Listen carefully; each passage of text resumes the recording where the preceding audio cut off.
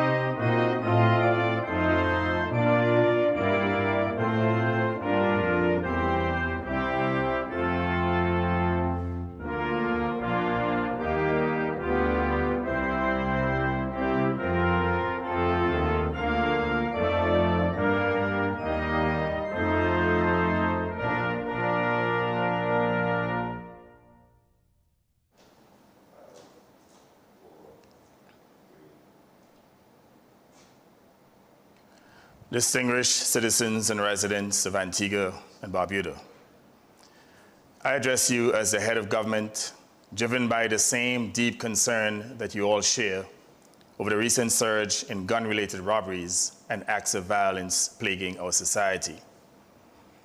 It is a matter of utmost urgency, and I assure you of my administration's unswerving commitment to take the fight to these criminal elements and to defeat them. Your government was elected to serve and protect. To protect you, the law-abiding citizens and residents of our nation, from the scourge of crime and violence. You and your children have an inalienable right to live free from fear, assured that your safety and well-being are of our highest priorities. This is not just a duty. It is an obligation that neither I, as your Prime Minister, nor any member of your government will ever shrink from or apologize for. It's an obligation for which I accept full responsibility as your chief servant. We are resolute in our mission to protect you, no matter the senseless partisan rhetoric spouted by the opportunistic voices of our political opponents. While they manufacture excuses, giving comfort to these degenerates for their criminal behaviors, and distract from the issue at hand, your government remains focused on ensuring the safety and security of every citizen and resident. Let me be crystal clear. Neither I nor my government have ever interfered with the independence of the judiciary. However, as the elected representatives of the people, we are obligated to voice our concerns when it comes to curbing the rising tide of violence in our nation. This is not interference. It is a necessary dialogue in the fight against crime and violence. The electorate of Antigua and Barbuda entrusted us with the responsibility to combat crime and to maintain the security of our nation. We expect the judiciary and the legislature to join us in this endeavor. We must stand united in protecting our people from the predators who threaten the peace and tranquility in our communities, especially those who wield guns and endanger innocent lives. In this regard, I want to take a moment to commend the Commissioner of Police and the entire police force who serve as the guardians of our people against crime and lawlessness. Their readiness to put their own lives at risk and standing up to the criminals who terrorize our communities is nothing short of heroic.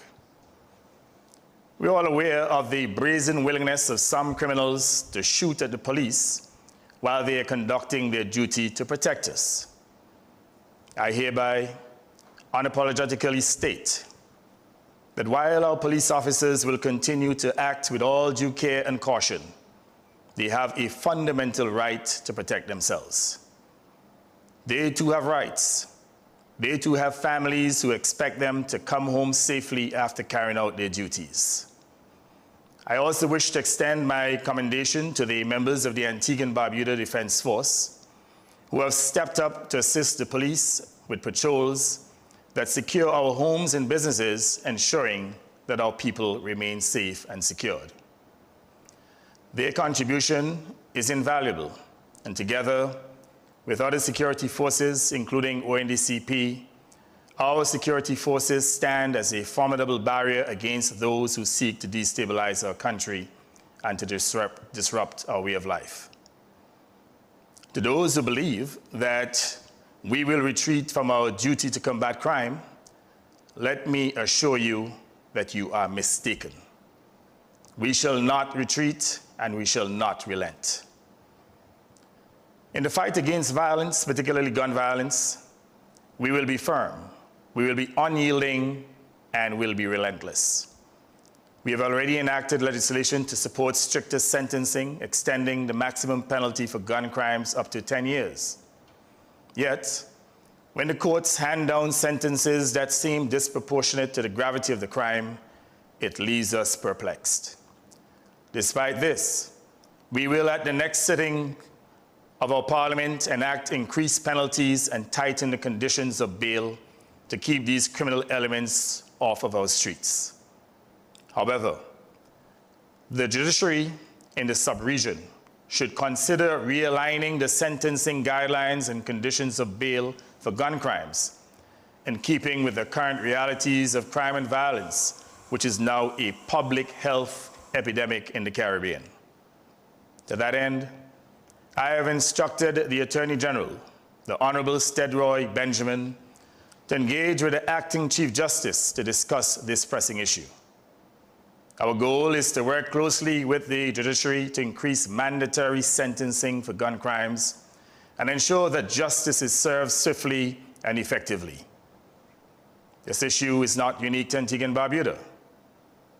We have seen the devastation that unchecked gun violence has wrought in other parts of the Caribbean. In Haiti, criminal gangs have terrorized the population for years, committing heinous acts with impunity. We will not allow that to happen here. Not now, not ever, and certainly not under my leadership. Let me reassure our citizens and residents that gangs and those involved in gun violence will not be allowed to hold our people hostage. We'll fight them, and we'll fight them fire with fire, steel with steel, until they are defeated.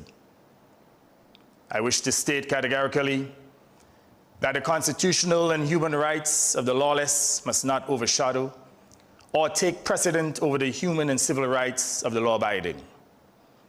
No one should fear going to work only to be robbed or killed by those who lack empathy, have no respect for the value of work, the value of legislation, or the value of life and property.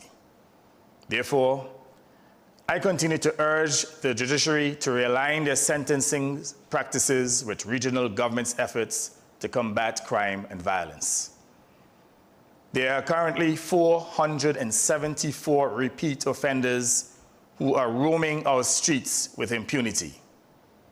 A significant number of them are on bail, armed and dangerous, pursuing a full-time career of crime and violence at the expense of our people. If the judiciary continues to extend routine bail, short or soft sentences on these hardened criminals, then their influence in attracting others to a life of crime and violence will expand, and their numbers will continue to swell and soon exceed the aggregate number of law enforcement officers in our country. I beseech the regional judiciary to act urgently in realigning the sentencing guidelines and to administer stiffer penalties, including mandatory jail time for gun crimes.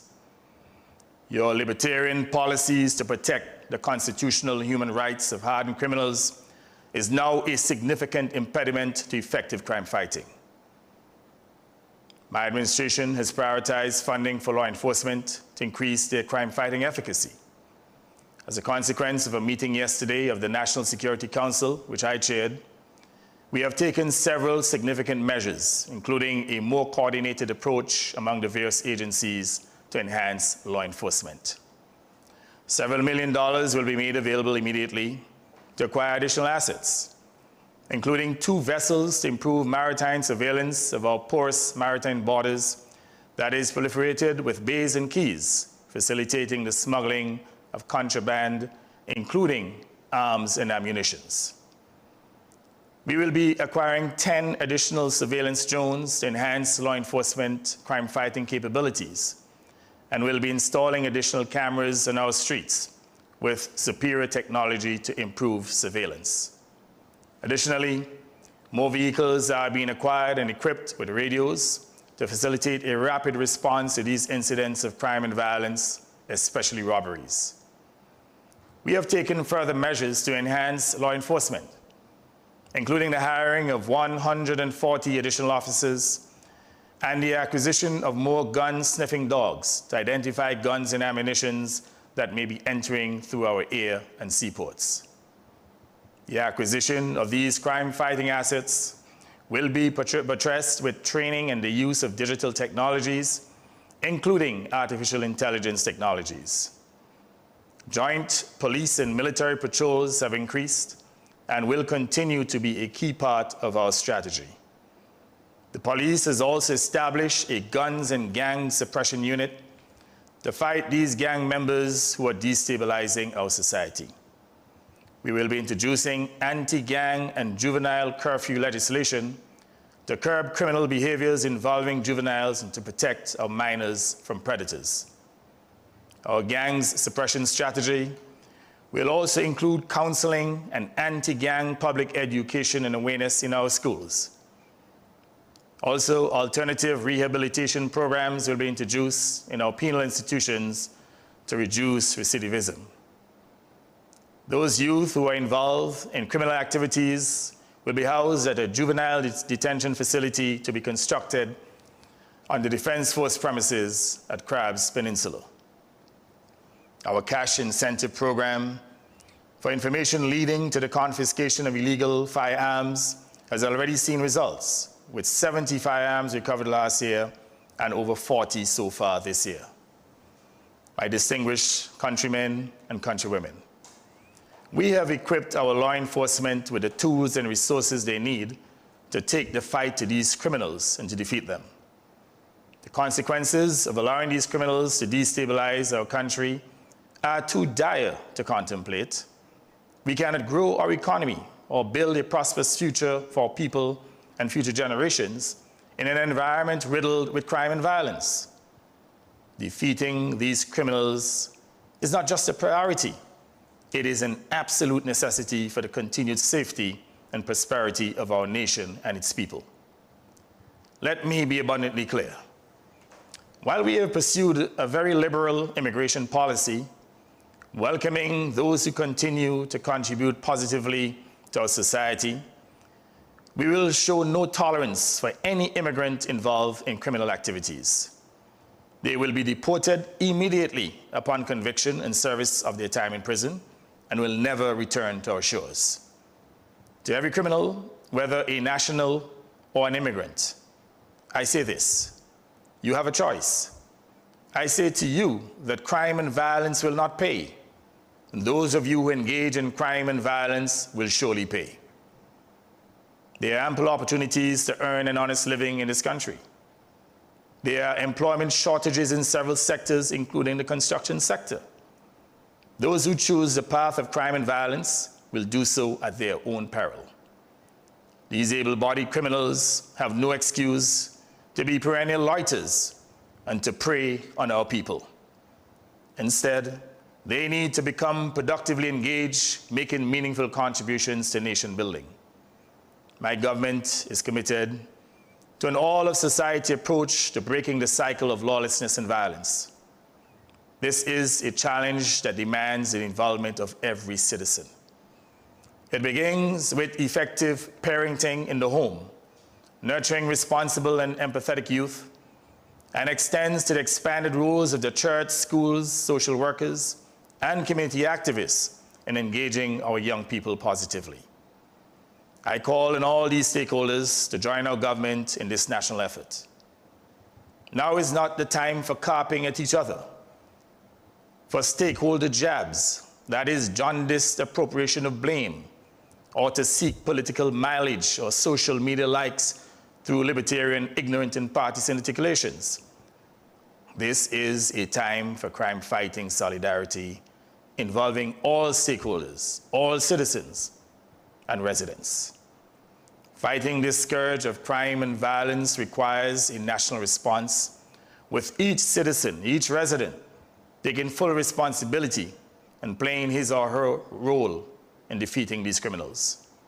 For example, our citizens and residents have an obligation to routinely share intelligence with law enforcement to assist them in apprehending these criminals. Finally, it is within our power to defeat the criminals as we collectively build a safer, stronger, and more prosperous Antigua and Barbuda. We must stand in solidarity in this fight to protect lives and livelihoods. I thank you, and may God continue to bless our beloved nation and its people.